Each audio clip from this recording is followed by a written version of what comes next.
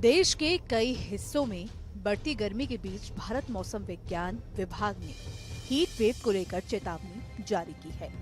IMD ने कहा है कि प्रायद्वीपीय यानी कि दक्षिण भारत और पूर्वी भारत के कुछ हिस्सों में अगले 2 दिनों तक हीट वेव की स्थिति रहने की आशंका है। विभाग ने बताया कि हीट वेव से प्रभावित होने वाले इलाकों में ओडिशा, गांगे पश्चिम बंगाल, झारखंड, विदर्भ, उत्तरी कर्नाटक, तटीय आंध्र प्रदेश और यनम, रायलसीमा और तेलंगाना शामिल है। मौसम विभाग का कहना है कि पूर्वी भारत के कुछ हिस्सों और अगले 2 दिनों के दौरान दक्षिण भारत में गर्मी की लहर की स्थिति बनी रहने की आशंका है। हालांकि 2 दिनों के बाद इसमें कमी होने की संभावना जताई गई है। आईएमडी के आंकड़ों के अनुसार महाराष्ट्र और ओडिशा के विदर्भ के अधिकांश हिस्सों के साथ साथ रायलसीमा, छत्तीसगढ़, झारखंड, गंगे पश्चिम बंगाल, मध्य महाराष्ट्र, तटीय आंध्र प्रदेश और यनम के कई हिस्सों में अधिकतम तापमान 40 से 43 डिग्री सेल्सियस के बीच पहुंच गया है। इसके अलावा उत्तरी आंतरिक कर्नाटक, तेलंगाना और तमिलनाडु में भी ऐसी स्थिति देखने को मिली है।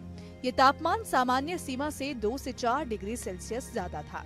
उत्तर प्रदेश के कुछ स्थानों पर और बिहार, गुजरात क्षेत्र, मध्य महाराष्ट्र, पश्चिम बंगाल और सिक्किम, नागालैंड, मणिपुर, मिजोरम और त्रिपुरा में अलग अलग स्थानों पर न्यूनतम तापमान सामान्य से 3 से 5 डिग्री सेल्सियस ज्यादा था।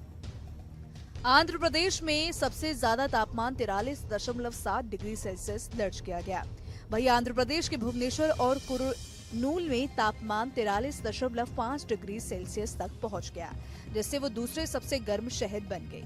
आप सभी को बता दें कि एक रिपोर्ट के अनुसार ओडिशा में गर्मी से संबंधित बीमारियों के कारण 8 लोगों को अलग अलग अस्पतालों में भर्ती कराया गया है। मौसम विभाग ने तमिलनाडु, आंतरिक कर्नाटक और तेलंगाना के अलग अलग शहरों में और ओडिशा, झारखंड, गंगे पश्चिम बंगाल, तटीय आंध्र प्रदेश और यनम और रायलसीमा में हीट वेव की स्थिति की भविष्यवाणी की। उत्तरी आंतरिक कर्नाटक और तेलंगाना के अलग अलग इलाकों में, पूर्वी मध्य प्रदेश, मध्य महाराष्ट्र, मराठवाड़ा और उड़ीसा में गर्म रातें होने की संभावना जताई गई है। आईएमडी के अनुसार हीट वेव तब होती है जब हवा का तापमान उस स्तर तक पहुंच जाता है जो संपर्क में आने पर मानव स्वास्थ्य के लिए खतरा पैदा करता है।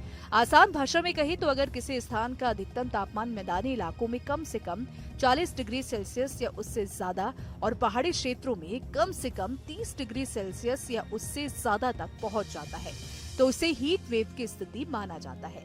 इसके अलावा सामान्य तापमान से 7 डिग्री सेल्सियस और उससे ज्यादा की वृद्धि को गंभीर हीट वेव की स्थिति माना जाता है। लोकसभा चुनाव के दौरान लोगों की भागीदारी वाले कार्यक्रमों के मद्देनजर केंद्रीय स्वास्थ्य मंत्री मनसुख मांडविया ने राज्यों और केंद्र शासित प्रदेशों को लू के प्रभाव को कम करने के लिए एक योजना बनाने का निर्देश दिया।